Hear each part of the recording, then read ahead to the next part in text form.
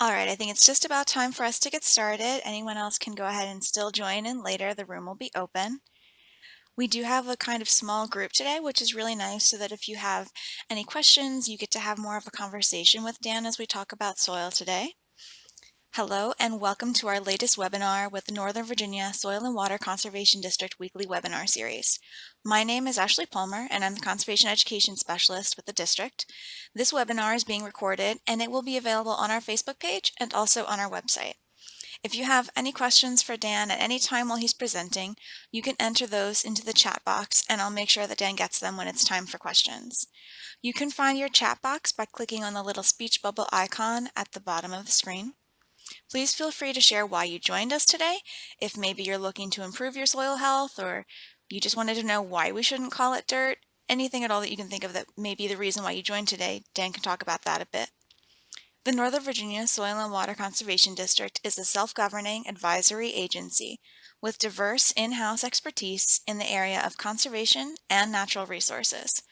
Some of our tasks include reviewing development-related applications, conducting watershed management educational programs like stream monitoring, and other public presentations like the one we have today on soil health. Our speaker today, Dan Schwartz, is the soil scientist for the Northern Virginia Soil and Water Conservation District and is excited to talk to you today about soil health. So without further ado, I'll turn it over to Dan. Thank you, and thank you, Ashley, for giving me the nice introduction and also for setting up this webinar and all the tech stuff. See if I can minimize this so you just see my slides. There we go. So today's presentation is Don't Call It Dirt, the Amazing World of Soil. And I chose this soil that's shown on the cover page here for a very specific reason. You may not know what the soil is. It doesn't look all that different from other soils we can find around here. But this is a very special soil for those of us who live in Virginia. This is the state soil of the Commonwealth of Virginia, Pamunkey. Not only is it a great name, it's named after the Pamunkey Indian tribe.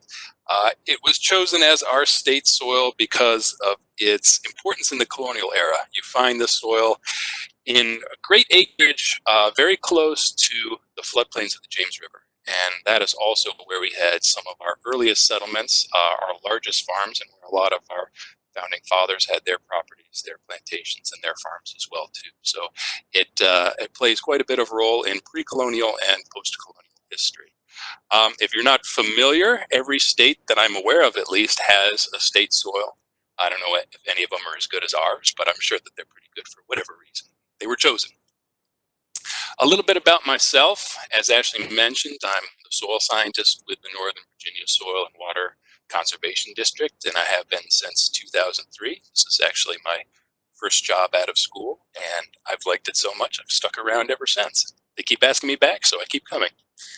I have a bachelor's degree in environmental science with a focus on soil resources from the University of Maryland. And I also have a master's degree in environmental science and engineering from Virginia Tech. I am a licensed soil scientist in the state of Virginia. If anybody out there watching is a student, younger, interested in soil as a career, any of the large land grant universities, that would be Virginia Tech, University of Maryland, Virginia State, will offer soil science degrees through their ag school. But you're not here to learn about me, you are here to learn about something much more important, our soil. And I really like being a soil scientist in Fairfax County because Fairfax County, by all accounts, has some really interesting soil. Now, interesting soil isn't always a good thing. If you are a landowner, if you're a homeowner, if you're a farmer, you probably don't want interesting soil. You want mellow, bland, run-of-the-mill soil. But we've got that. But we also have some really odd, interesting, problematic soil as well, too.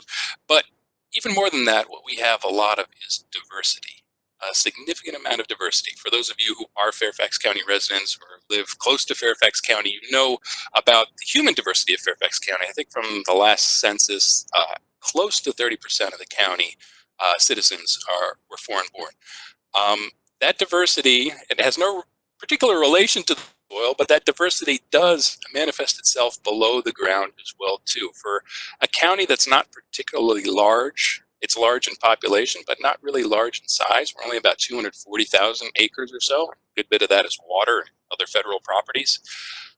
We have a tremendous amount of diversity in our soil. If you look at the county soil maps, there's approximately 110 unique soil types mapped throughout Fairfax County. And one of the prime causes of our soil diversity is the diversity of our parent material. Parent material is a general term that describes the material from which soil forms. In most cases, parent material is rock, bedrock. As bedrock breaks down into smaller and smaller pieces, it eventually forms soil. But parent material can also be sediments that wash in from a river and get deposited in a floodplain. They can be sediments that get blown in by a windstorm. They can be sediments that get pushed in by a glacier or other ice flows. So there's a variety of different parent materials that can eventually form soil. And we've got a lot of different parent materials in Fairfax County, despite being a fairly small county in terms of our geographic footprint. And that leads to a lot of different soil types. Just as we as people get traits from our parents, whether it's hair color, eye color, height, things like that, soil gets a lot of its traits from its parent material. So if you have a lot of different types of parent material, you invariably will get a lot of different types of soil. This is a map showing some of the main areas of differing parent material that we have throughout Fairfax County. As we start in the west, in Centerville, the Dulles, Chantilly area, and Herndon, we are in something called the Triassic Basin. We shift a little bit to the east. Our largest area of parent material is the Piedmont Upland. I'm sitting here at my home in Reston. I'm in the Piedmont Upland. Our office, which is just a little west of Fairfax City at the Government Center, is also in the Piedmont Upland. But if you continue going to the east and to the south a little bit, you'll hit our third area of general parent material. That's the coastal plain. And a pretty good rough boundary of where the coastal plain starts is the Interstate 95 395 corridor. If you're east of those two interstates, chances are you're in the coastal plain. If you're west of those two interstates, you're in the Piedmont. How did we get these different parent materials? Well, if you want to understand anything about current landforms in geology, you have to look way, way, way in the past.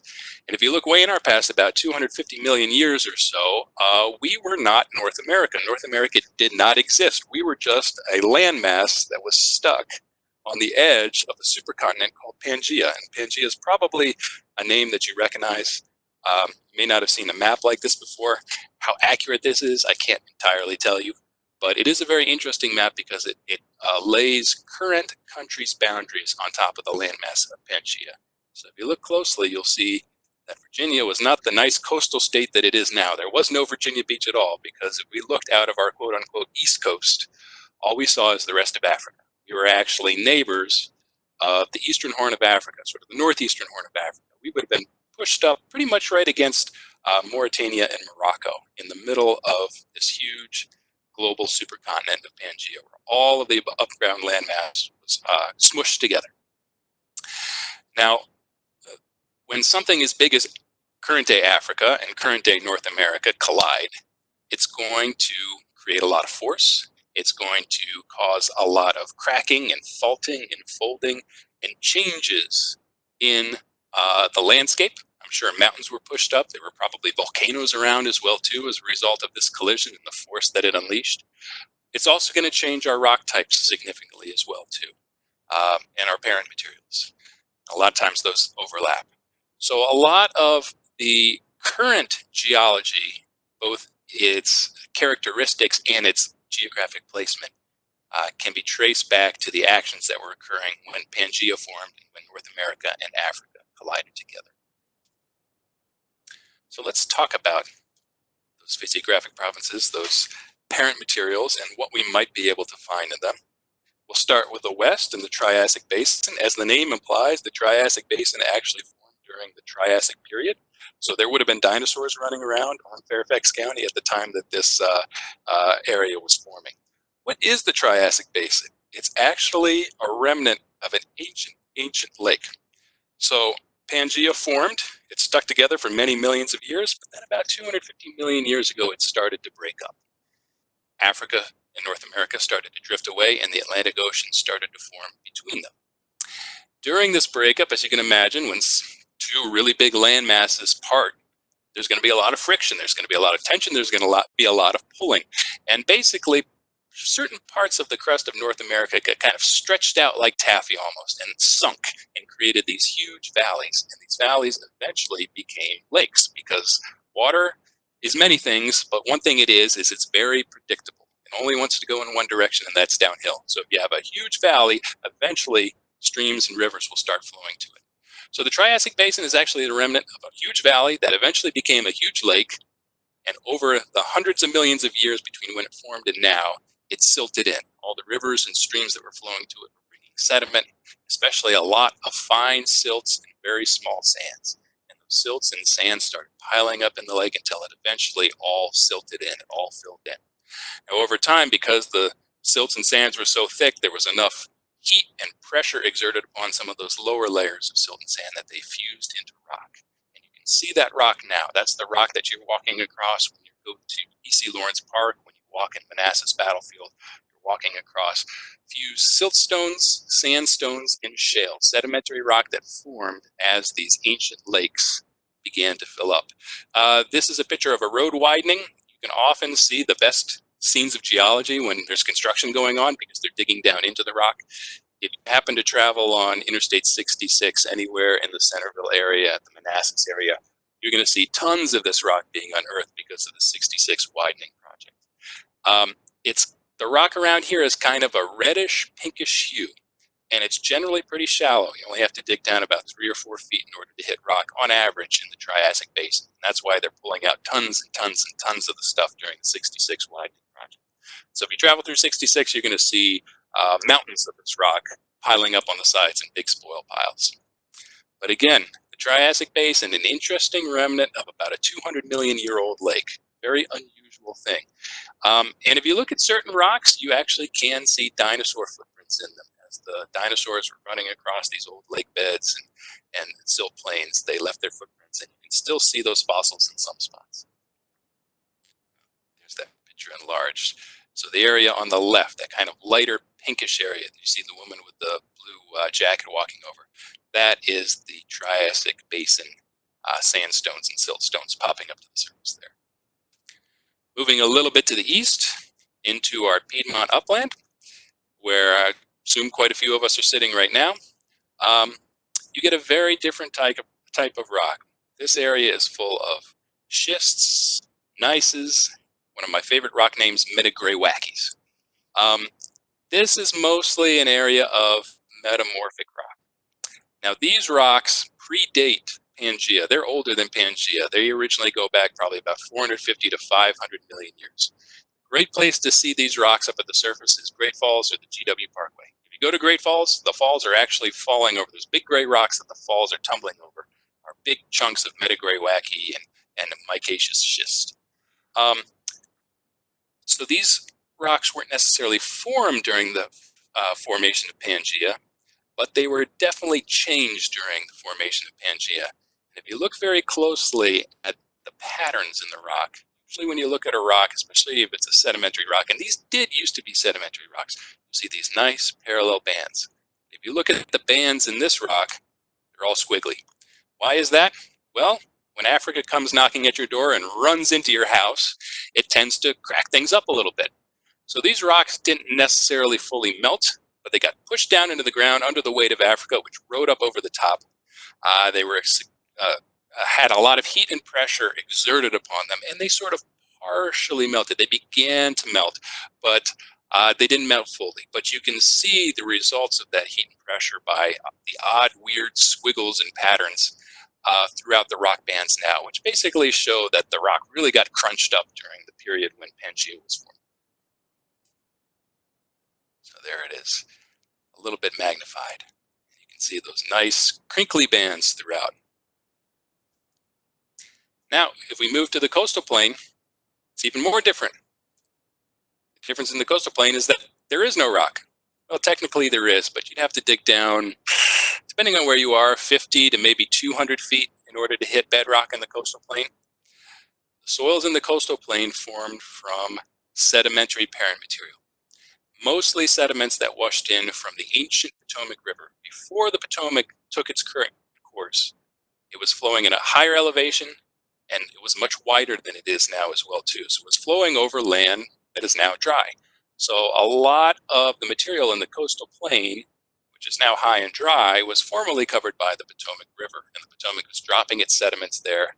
And over millions of years, these sediments built up and built up and built up.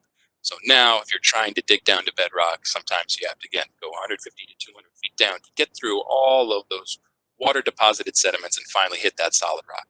So, a very different parent material than what you find in the Piedmont or the Triassic Basin. Triassic Basin and the Piedmont, the parent material is bedrock, but they're very different types of bedrock. In the coastal plain, parent material is bands of water-deposited sediments.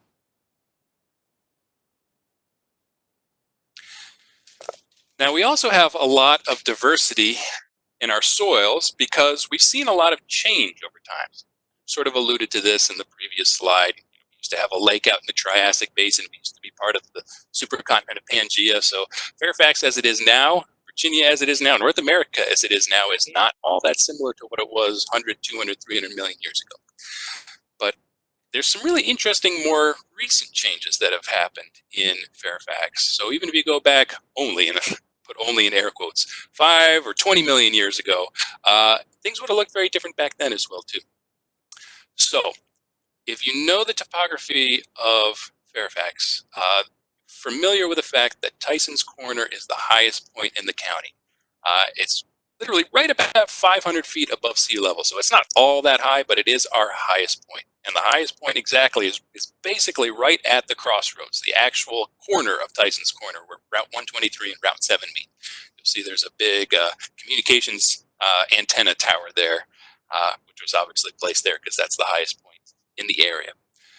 The highest point in Fairfax County, 500 feet above sea level, right about there, circled on the map, is also covered with soil that was deposited by water. How do we know that the soil at Tyson's Corner consists of water deposited materials? Well, we just have to look in it. When we look in it, we find tons and tons and tons of rounded rocks that look a lot like these. These were placed by people, but the rounded rocks in Tyson's Corner were placed by nature. Why do rounded rocks tell us that the soil was water deposited? Well, rocks don't get rounded like these rocks that you see unless they've spent a lot of time in flowing water. Water is a great eroder. It's a great weathering agent. The more time a hard, solid rock spends in flowing water, the more that water will smooth off all the rough edges of that rock and make these round, nice, pleasant to look at river rocks. You see them used a lot in landscaping, which is the example here, but you can find them naturally. You can find them naturally in places like Tyson's Corner. The fact that the soil is full of these rounded rocks tells us that the material that made that soil was placed there by water. So that's interesting. The highest point in Fairfax County, probably in the last 5 to 20 million years, was covered with water. So chances are quite a bit of the rest of the county, if not all of the county, was covered by water as well. Now, it's not only nature that's doing alterations to our soil and our landscapes and causing a diversity of soil types and soil parent materials. It's also people. Now, this is a little bit more recent, of course, but still pretty far back in history by our standards. We've been, as a race, as a human race, digging up and moving soil around for hundreds of years, probably thousands of years. And this creates a lot of different soil types as well, too. Now, here's a really nice example. You might have heard about this. I think it was 2015. A construction crew was excavating the soil right next to the Potomac in Old Town Alexandria in order to build a new hotel. And this is what they found, a buried boat. This is one of, it's either 3 or 4 buried boats that they found. And as it turns out, these boats were buried on purpose to create new land. This was old fill. This is how they created old fill in the olden days. So this boat dates back to about 1750. It was buried on purpose so that they could create a new spit of land to build an old public warehouse on top of it, back when Alexandria was much more industrial. a much more active port town. As you can tell, this boat is about 15 or 20 feet below the current street level. So there's been a lot of alteration of this soil by people over the last 300 or so years. So another interesting fact, and another reason why we have such diversity throughout our soils, we have an extensive amount of alteration by people. So that's parent material. Parent material forms soil, but it is not soil. Parent material has to sit and weather in place for hundreds or thousands of years before we really consider it to be soil. So it's important to understand parent material if you're going to understand what the soil becomes, but it's not soil directly. So let's get into the actual soil, what soil is.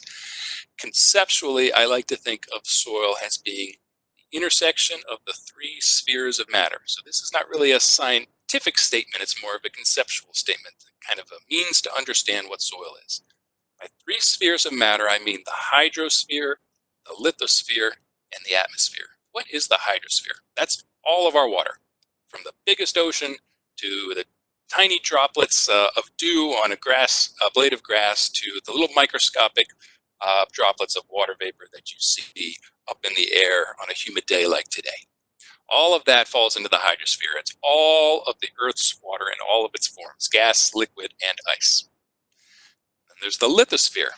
That's all of our rock, both the solid bedrock, big boulders down to the smallest little tiny pebble. All of the rock throughout the world falls into the lithosphere. And no matter where you are in the world, if you dig down deep enough, you will eventually hit solid rock. You will eventually hit that lithosphere.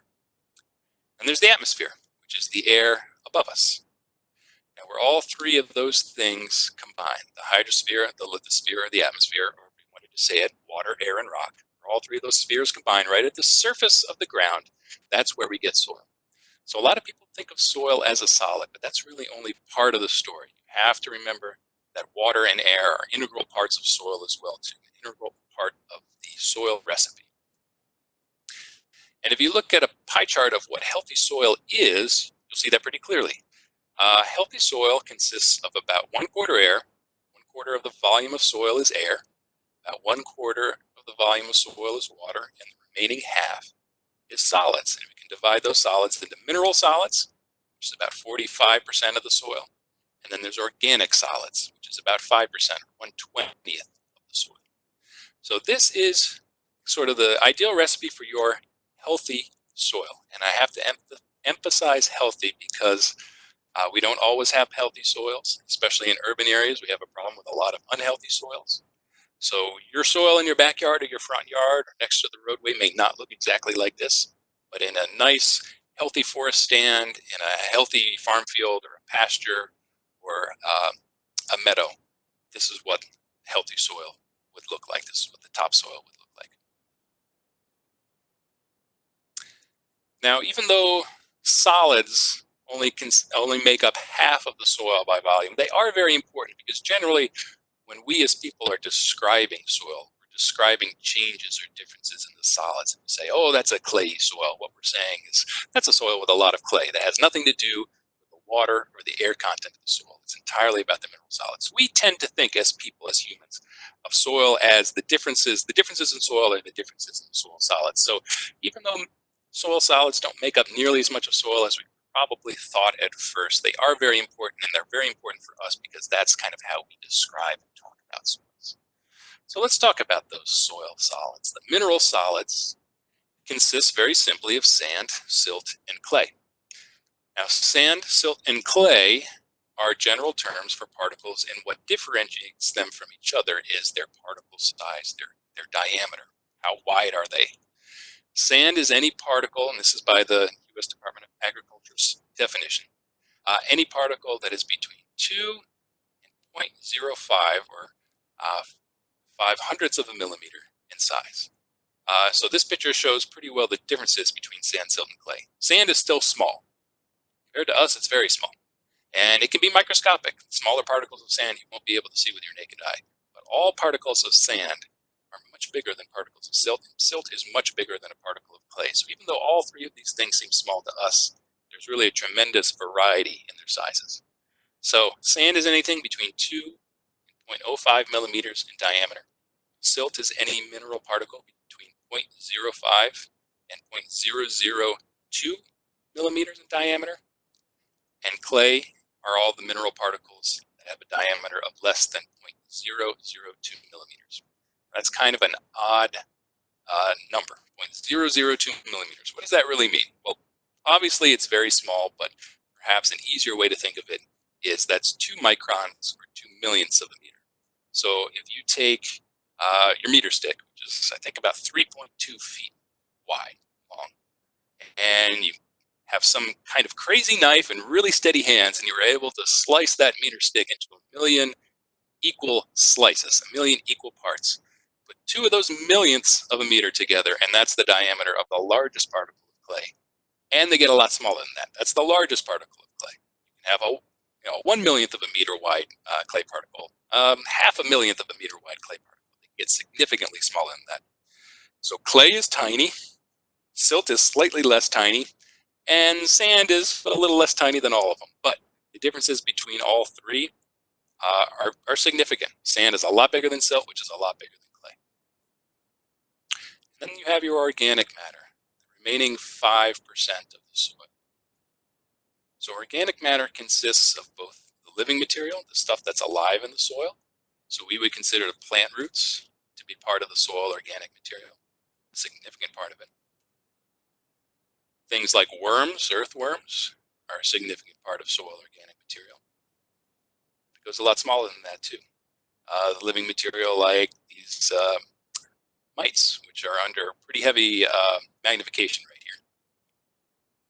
And then going even smaller, here's a collection of soil fungi, which are the longer worm-looking like things in this picture, and then the bacteria, which are the tiny little specks that are growing on that soil fungi. Bacteria and these soil fungi are obviously microscopic. This is highly magnified.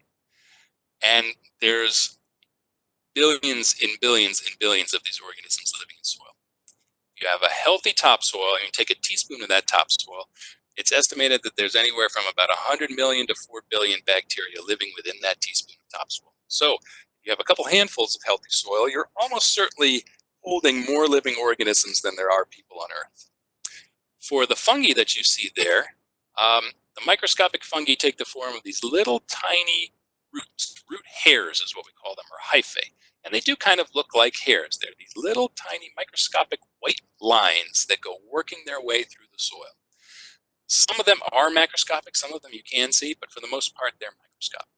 And if we were, again, to take that teaspoon of healthy topsoil and somehow extract all of those microscopic root hairs from that teaspoon and lay them end to end to end, they would stretch anywhere from about 40 yards to 40 miles per teaspoon. So there's a tremendous amount of fungi and bacteria living in soil, but we're just not that aware of it because it's microscopic and we can't see it. But it's there, and it's there in very high numbers. And in fact, despite bacteria being so small, in most soils, they make up the majority of the mass of soil, living soil organic material. So not only are their numbers really high, their weight is actually really high because there's so many of them. Now, living material is only half of the picture when it comes to organic matter. Dead material is very important as well too. Obviously, in this area where you have a lot of deciduous trees, a lot of dead organic material deposited in the fall as leaf fall.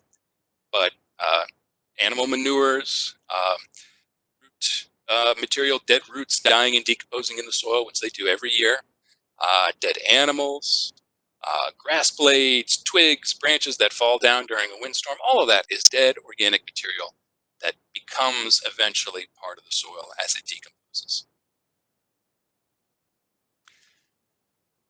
So those are the kind of the basic ingredients of soil. How are these ingredients arranged? Well, as soil sits and weathers in place over hundreds and thousands of years, it starts to form unique layers, and we call each of these layers a soil horizon. Now, up at the top, the surface, we have the O horizon. O stands for organic. It's the loose organic litter right at the surface of the soil. So if you go out, the easiest place to see this is in the forest. You've got all of that leaf fall sitting on the ground. And the O horizon is not so much those fresh leaves on top.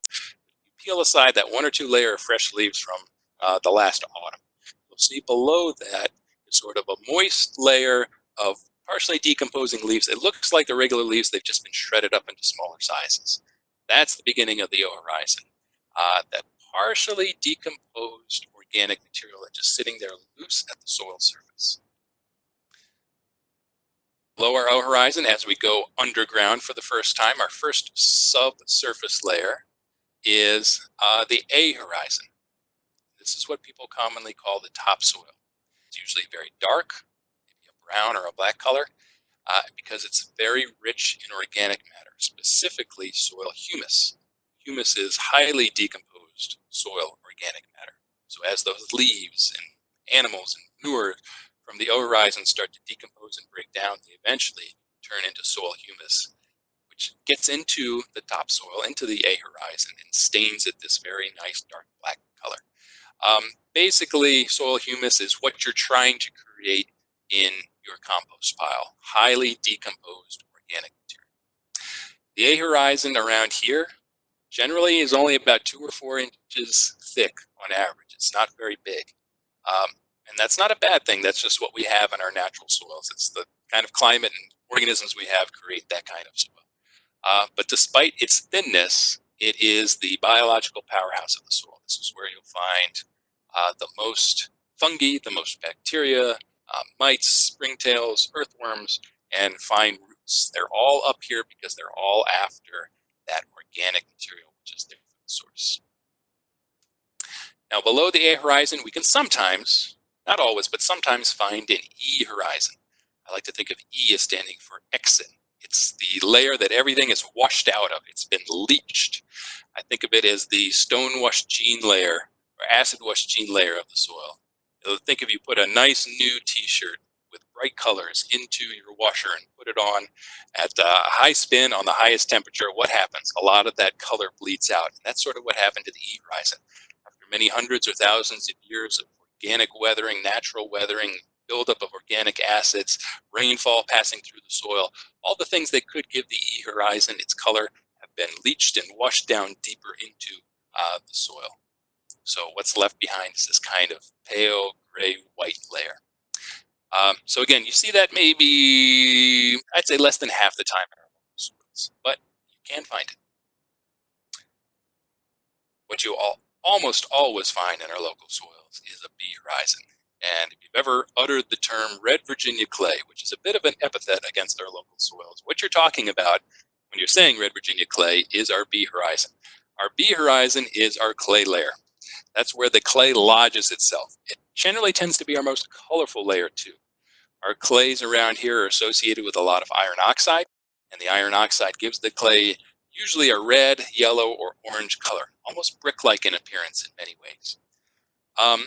The clay actually forms up in the A and sometimes the E horizon, but as water washes down through the soil after every rainfall, those little particles of clay get washed down deeper into the soil, and the B horizon is where they lodge. That's where they get deposited. So over time, as the soil ages, the B horizon will actually get thicker and thicker as more and more clay gets washed down into the B horizon and washed down deeper into the B horizon. Below the B, we have our C horizon, which is kind of like a border layer between soil, and I say soil and rock, but I really should say soil and unweathered, unaltered parent material down below, because not all of our soils formed from rock. Some of them formed from water deposited sediments. So it's sort of the transition zone between the highly weathered O, A, E, and B horizon. They've been changed significantly, and the fairly unchanged parent material down below. Now, most of our soils around here did form from rock. So in the C horizon, in those types of soils, what you're likely to find is a decrease in the clay content. Soil will start feeling sandier, grittier, or drier because the clay content is beginning to drop. And you'll often find an increase in gravels and other big coarse material. And then down below the C horizon, you get oftentimes your R horizon, which is solid rock. Now, sometimes that R horizon, like in the areas of the Triassic Basin, might be only 3 or 4 feet below the surface. Other times, you're really not going to see an R horizon. If you go to Old Town Alexandria and you start digging, you're not going to hit solid bedrock for probably 200, 250 feet. So there's no real R horizon in those soils. But you will find an R horizon if you dig down deep enough in certain areas of the county where the soil formed from the bedrock down below. So that's soil horizons, how the soil sort of layers itself. There's another important element to the soil's appearance called the soil structure. And this is how the soil clumps together. So it sounds like this should not be that important. Why do we really care how soil clumps together? Well, soil structure, and we'll get into it a little bit more in the next slide, is very important for both soil fertility, the health of the soil, and the health of the environment as a whole. But let's just talk about those soil clumps to begin with. The official name for a clump of soil is a bed. When you go digging through soil, what you're really looking at is a mix of hundreds and thousands of little beds. They're sort of little, discrete clumps of soil that you'll be able to see with your eyes. They come in various different sizes and shapes, and this picture to the right shows some of those sizes and shapes. But they're all basically just a clump of soil. Granular soil up at the top left of this slide, that's where you'll find a lot of granular soil beds in our A horizon, our topsoil. And then when you get down into our B horizons, you generally find these blocky structures, which really look just like granular structure, but bigger. You'll find a lot of platy soil in urban areas as well too. It's almost like a biscuit. You know, they kind of form these flat plates that are pretty tightly interlocked. And every now and then, in really high clay soils around here, you'll find prismatic structure that basically create kind of jagged columns of soil. On brand new construction sites, you might find soil that is totally structureless, meaning it doesn't really have any clumping whatsoever. Whether it's massive, meaning just one huge, blocky, continuous mass, or single grain, which is just loose individual particles of sand, silt, and clay that don't really adhere to each other. We don't get a ton of single grain around here because we've got a lot of clay in our soil. But if you want to see sort of the archetype of single grain soil, just go to the beach, go to Virginia Beach, Ocean City. That loose sand on the surface of the beach, that's single grain soil. That's natural in that case. But if we find any single grain soil around here, it's probably a result of construction or other human disturbances. Now, one of the reasons that soil structure is important is that if we have a well-structured soil, it allows for this pie chart of soil to exist. Where do you think the air and the water comes from? What allows space, open space in the soil to allow the soil to be filled with 25% air and 25% water? It's the soil structure. So when soil particles clump together into these beds, they're not just forming beds, what they're also forming is open pore spaces between them and their neighboring bed. So what soil really is a collection of these little clumps or beds and then pores in between those clumps or beds. So a well-structured soil is one that has nicely, solidly formed clumps, ones that don't disintegrate and break down after every rainfall or after the bed gets just a little bit wet or moist. And big, open pore spaces between those beds, which allow for oxygen and water to pass down and through the soil. So soil structure really does matter. This is sort of a very simplified version of what a well-structured soil, what good soil structure will do. So you have these nice, loose beds. They're firmly cemented together, but they're not attached firmly to their neighbors. There's nice, big, open pore spaces that separate them from the beds around them. So when we have a rain, which we might get this afternoon, that rainfall comes out of the sky, hits the ground, and most of it quickly dissipates and soaks down into the ground because it's got all of these open pores and channels through which to travel and get down into the soil and into the root zone. Now contrast this for something like, let's say, platy structure. I'd say that first picture I showed was what you would find in a well-structured granular or blocky soil. Now if you have platy structure, what happens when that same rainstorm hits? Well, the same volume of water hits the surface, but platy structure is very tight. It's not good. It is structure, but the pores in between the plates aren't very large. The plates are pretty firmly pressed up against one another, it's generally a denser soil without as many open channels or pores. So when it rains, a lot of that water pools on the surface, and a small fraction of it, compared to good structure, gets down into the soil itself. Now, I think I saw that there were a couple questions that came in. Ashley, would this be a good time to answer a few? Sure, we just got one question so far, but we may have a Okay. couple more come in. Ian wants to know, what is the thickest soil? The thickest soil. Well, it's hard to say. There is a surprisingly bad definition for where soil ends. So when I first started studying soil, I figured that soil existed until you hit bedrock. If it was loose and you could dig it with a shovel, that must be soil. Well, I found out later that that's not really the definition that's used. Generally speaking, soil has to change in place. People consider the active soil to be the A through the B horizons and not so much that seed layer.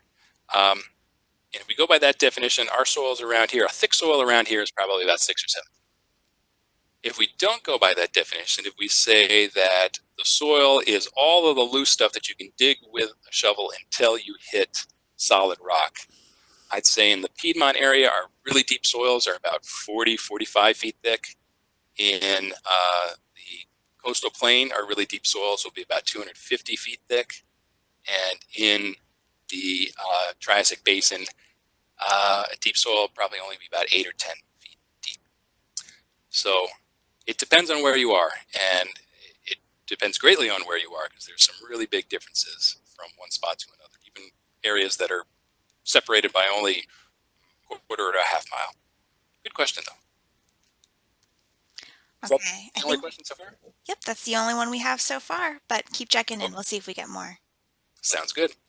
All right, so back to the presentation and a little bit more about the role that soil plays, specifically the well-structured soil, and how it interacts with the water cycle. So we do want water getting down into the soil, and generally we want as much water as possible to get down into the soil, because soil acts as a global sponge and a filter. For obvious reasons, we want water in the soil because our roots need water. If you've ever forgotten to water a plant in your house for a week or two, you sort of see the results. It starts to wilt and die. And the same thing would happen if water couldn't get down into the rooting zone of our wild plants growing outside. But there's another important thing that soil does. So when water enters the soil, oops, uh-oh, might have frozen up here. I'm supposed to have an animation.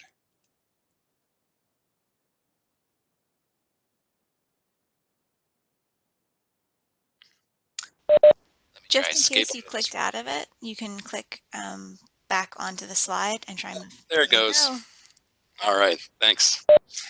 So when water comes down, there we go. When water comes down into the soil, it could be clean, but it might not be, because whatever we have on the surface of the ground can get picked up, pushed along, or dissolved by that water. Those things could be fertilizers, pesticides, something like bacteria, motor oil, animal manures, gasoline. All these things are potentially found on the surface of the urban environment, and they are therefore potentially things that can get picked up by water and taken down into the soil.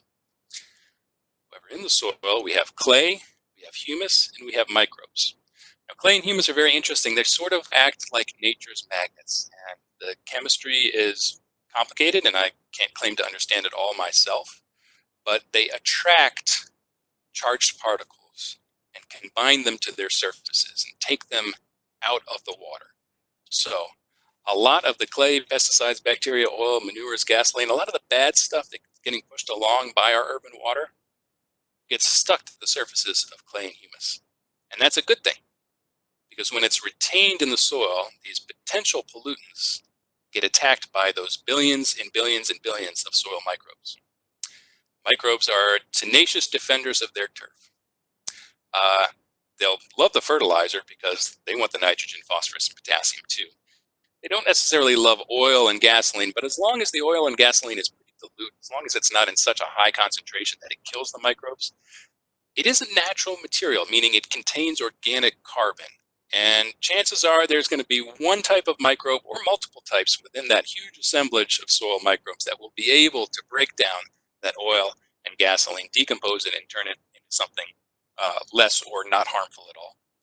Same thing with manures. Manures are a great food source for microbes. They'll be swarming all over it. And manures, can be a problem because they can bring in bad bacteria. But generally speaking, that bad bacteria is not going to last very long in the soil because there's billions and billions of angry local bacteria that are going to kill it off and outcompete it. That's why we put septic tanks into the soil. Because if we pass sewage through soil, it actually gets significantly filtered and cleaned. Pesticides are the same thing. They're not natural, but they are organic, meaning strictly that they have organic carbon within them.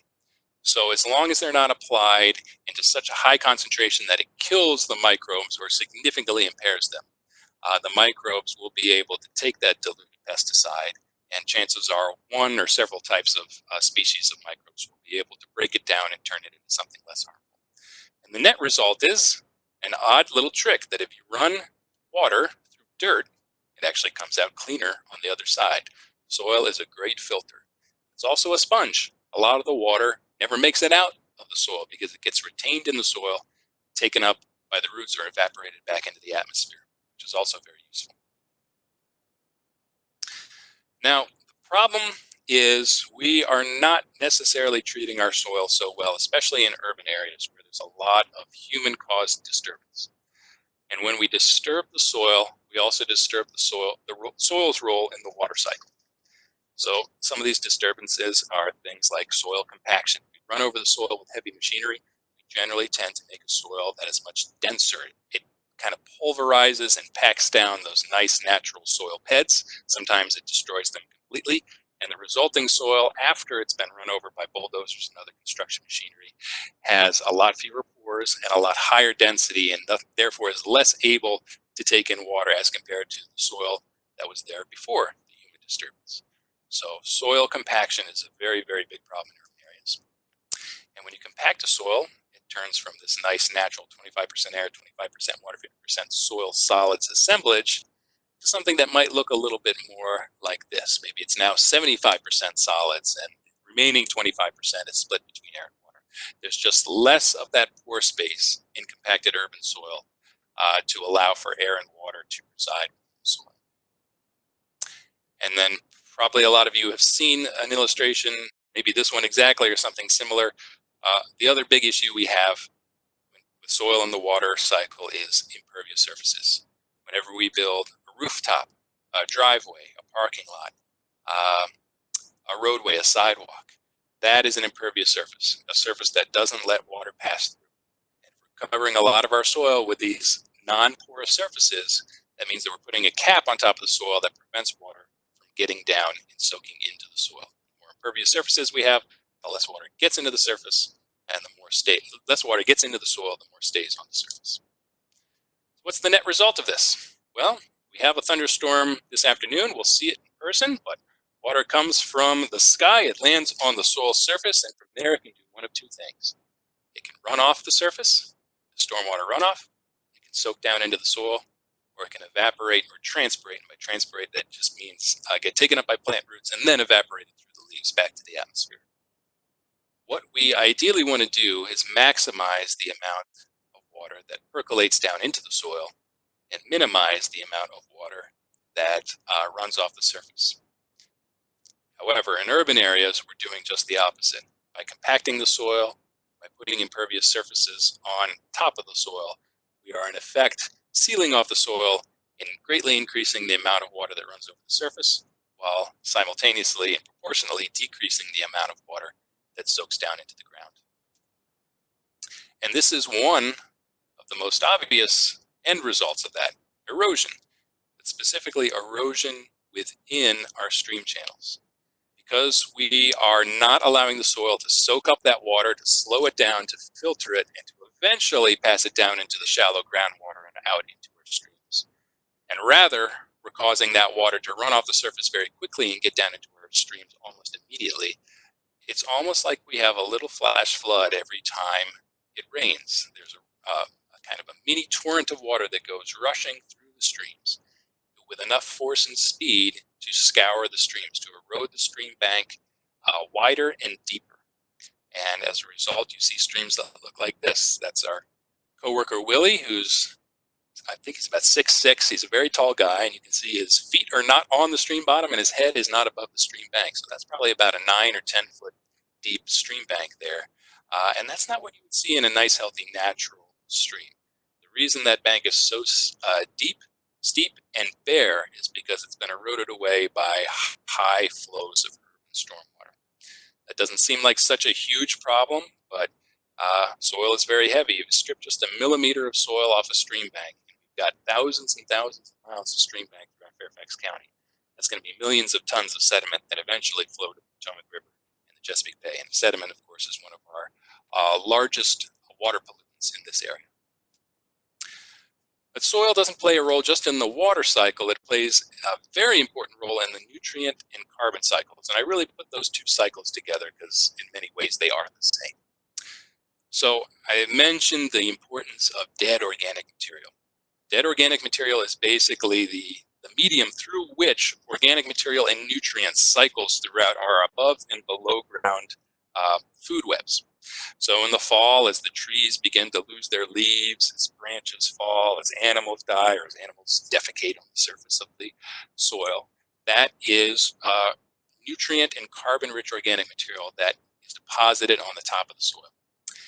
And within that soil, there are billions and billions and billions of decomposers, fungi, bacteria, earthworms, arthropods, insects, and they see that as their food source. So they start munching at it, breaking it apart into littler pieces, decomposing it down into smaller and smaller pieces until eventually it turns into soil humus.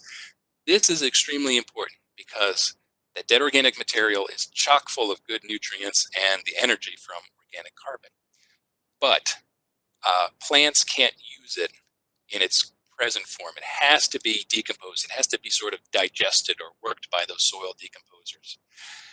Another common misconception about soil, well, about plants really, is that they take up soil through their roots. They don't. The only things that plant roots take up is water and oxygen from the soil. So if the plants need to access soil nutrients, which they do, those soil nutrients have to be dissolved in the water, in the soil water. And that's what the decomposers do. They process and digest that organic material.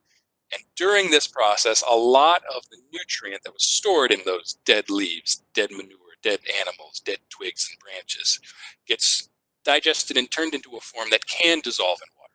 It does dissolve in the water, and then as the plant goes to drink through its roots, it's taking up nutrient-rich water, which goes and helps it the next growing cycle put on new mass, new leaves, new shoots, new fruits, new vegetables.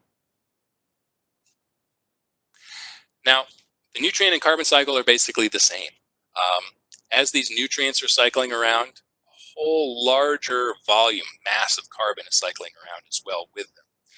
Your average soil bacteria enjoys a diet food source that is about 1 part nitrogen to 24 parts carbon.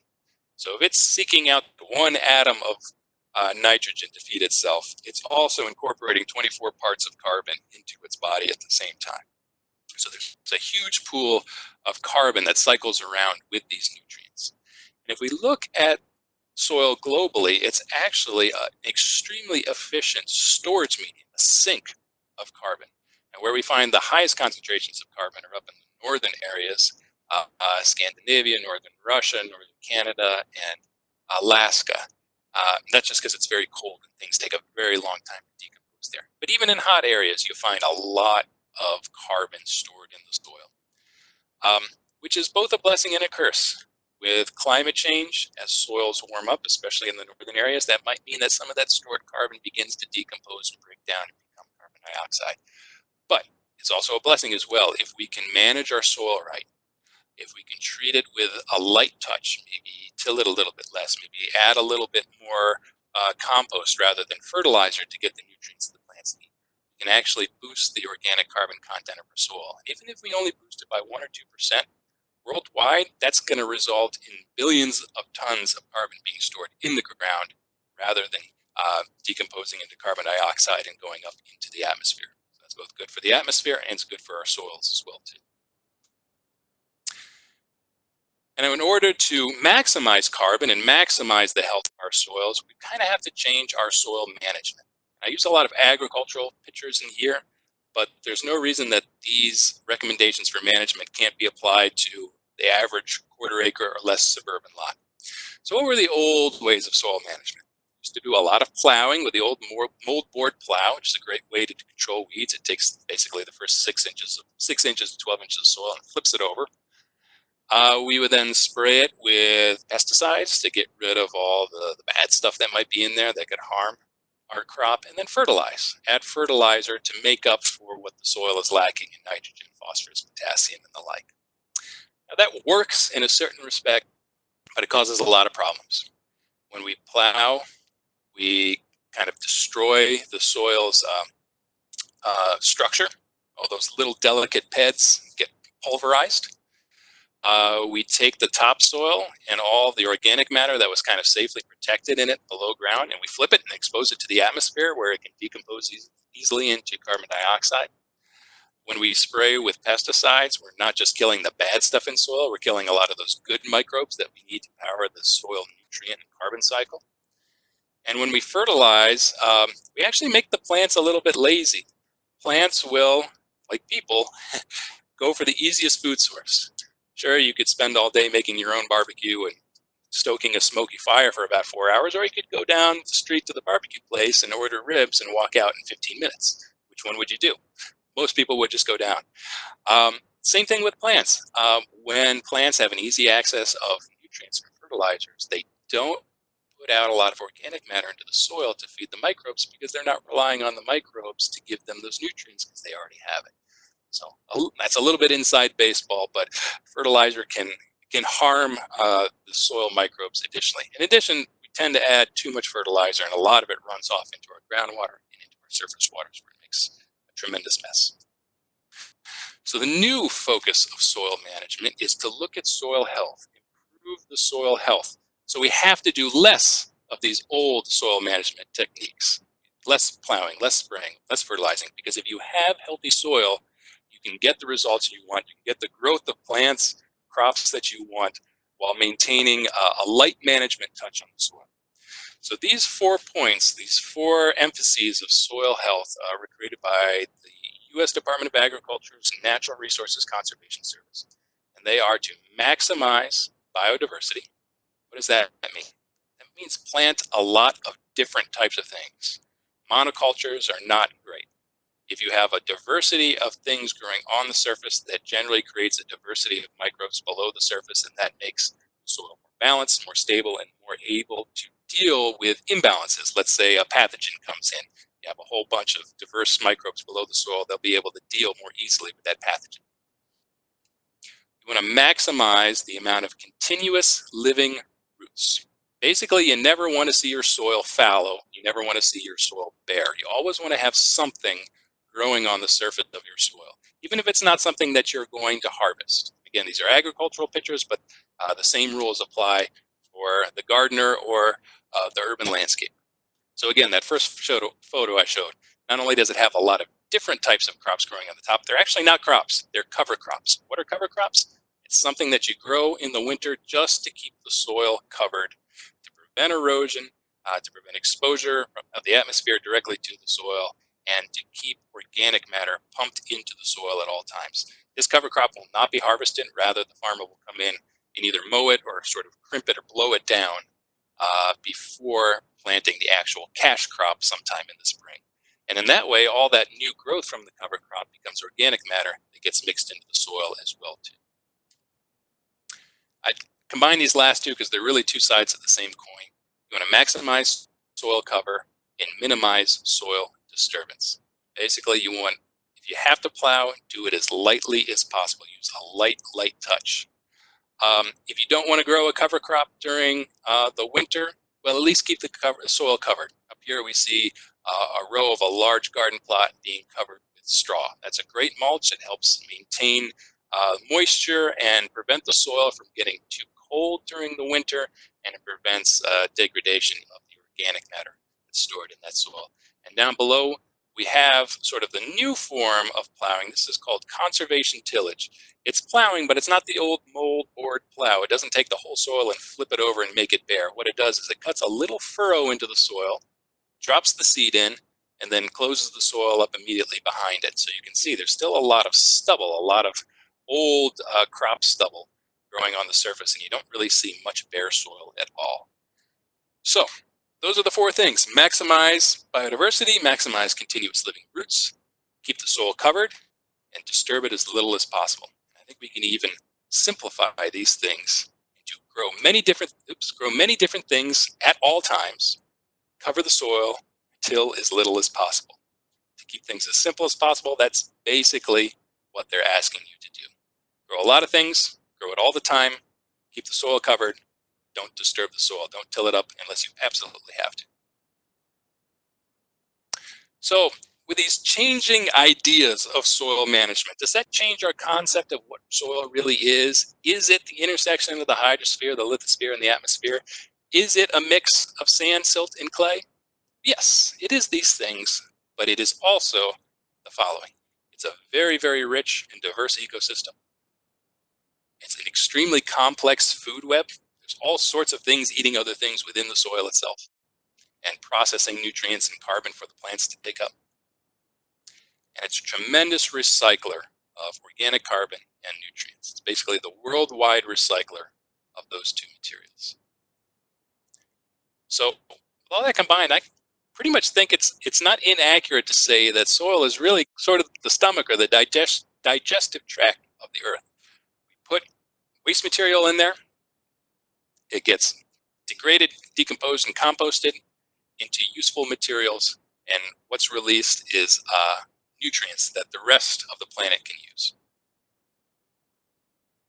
And it's really all thanks to these guys, the tiny little decomposers, of which there are billions and billions and billions, but are almost entirely invisible to us because they're so small.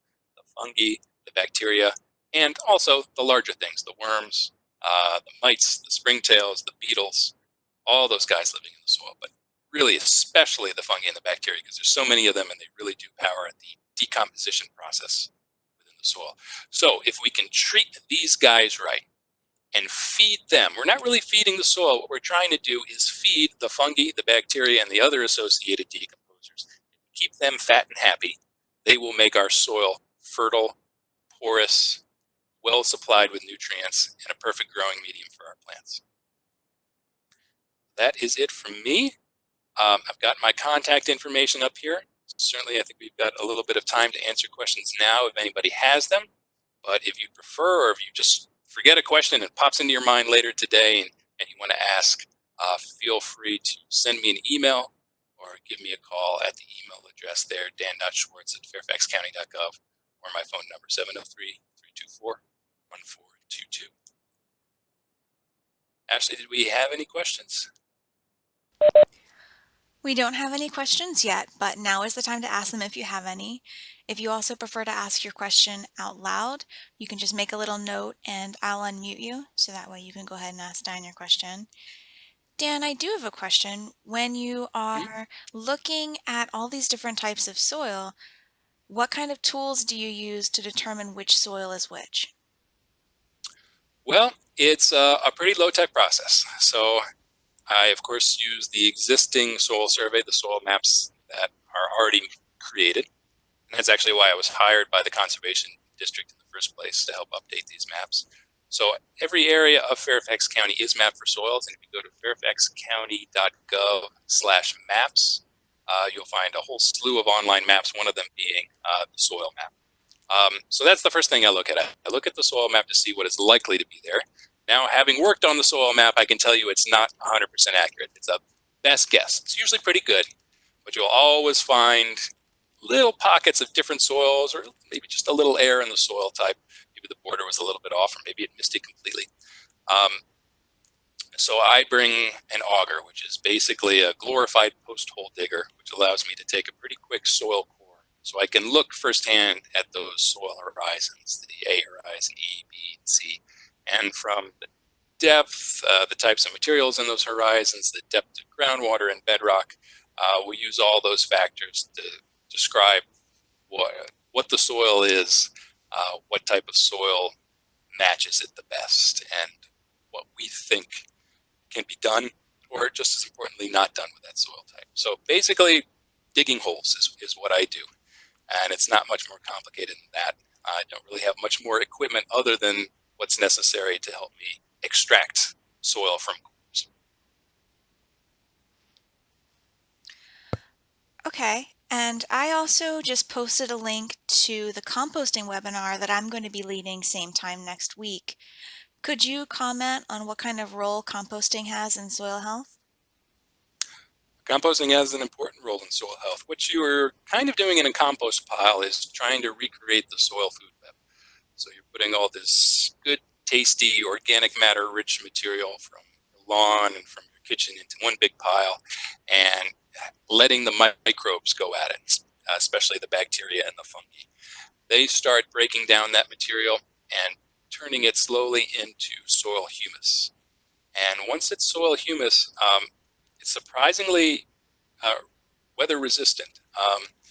If you add humus to your soil, it can stay in your soil for 50 to 100 to 150 years. It'll slowly break down that entire time, but it takes quite a long time for humus to break down. So humus has a good bit of nutrients in it, but it also has that organic carbon, which is the energy source for the soil microbes. So if you put the compost into your garden or just spread it out onto your lawn, it's feeding the microbes within the soil and helping that soil become healthier in the long run.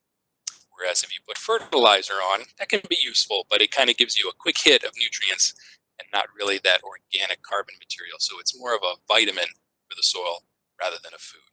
Compost is a food because it contains that organic carbon. Okay, and we got a question from Tess. Does soil find itself in the spotlight of policy ever? What kind of soil related, and if so, what kind of soil related policies are implemented?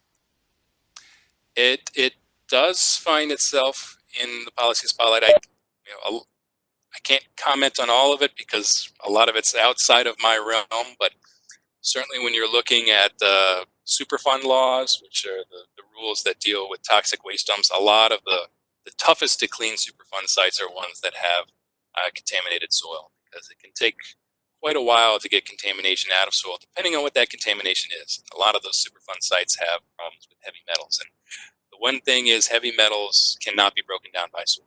If you have lead in your soil, it's going to stay there until you do something physically with it, because microbes are not capable of breaking down lead since it's already an element. It's in its simplest form. If you have organic material, meaning stuff that contains organic carbon, like fuels, oils, things like that, oftentimes you can add material to the soil to try and stimulate the microbes, bacteria, and fungi that live there already, so that they will naturally break down that organic carbon. We do see some more local laws on soil relating to development, that soil has to be treated in a certain way. I know in New Jersey they have a state law that after a new house, new office building is built, they have to go through and remediate the soil that's going to be in the lawn area and any landscaped areas by basically trying to return it, take it back from its compacted state, and it's probably going to be pretty compacted after it's been constructed on for the last couple months, and turn it into something a little more porous and loose, like the natural soil that was there before. So they require that the density of the soil be tested, and if it tests too high, you have to come in and start tilling in organic compost, or use some deep plows to sort of rip up the soil and loosen it up, and then mixed in compost. So it becomes a reasonable approximation of what the soil was before. So it will be able to grow plants and soak in stormwater in a better way. And I don't think we have any other questions. So the last thing I wanted to do is I'm going to put into the chat the link to the Soil Your Undies campaign. Can you speak a little bit to what that is and how we're getting that started this summer? Yes. So it's a great campaign because it takes a very complicated issue and makes it fairly simple to understand. So with the Soil Your Undies campaign, I think it was started out in Oregon. by a branch of the Department of Agriculture called the Natural Resources Conservation Service. You are supposed to take a pair of all cotton underwear, find an area of your property where you can bury that underwear under about 3 inches of soil. Put a flag down so you remember where it is. Take a picture before you bury the underwear. Dig that underwear up 6 months later, take another picture. The more the underwear has disappeared, the more it is decomposed, the healthier, generally speaking, your soil is. Because if you have a healthy soil, it's going to have a lot of bacteria, fungi, and other microbes and other decomposers within the soil. And they see that cotton underwear, they're going to see lunch. And they're going to start munching away at it. So the more it decomposes, it proves you've got a lot of stuff living in your soil. The more living stuff you have in your soil, the more living decomposers you have, generally speaking, the healthier your soil is. So if you bury your underwear and you dig it up 6 months later and there's only a tiny fraction of it left, that's a very good sign. If you bury it and 6 months later you pull it up and it just looks like the underwear that you buried, albeit a little bit dirtier, that's probably a soil that needs a little bit of help getting the soil food web up and running. Okay, I think that's all the questions we had. Oh, and someone just asked, would a cotton handkerchief work as well as the undies? It should, and anything that's all cotton, which is a source of organic organic carbon, should work just fine. Perfect. Thanks so much, Dan. Thank you everyone for joining us. We're all done our webinar today. We hope to see you next week when we start to talk about composting, different ways that you can compost, different techniques, tips, and tricks. Thanks again for joining us and have a great day. Thanks, everyone.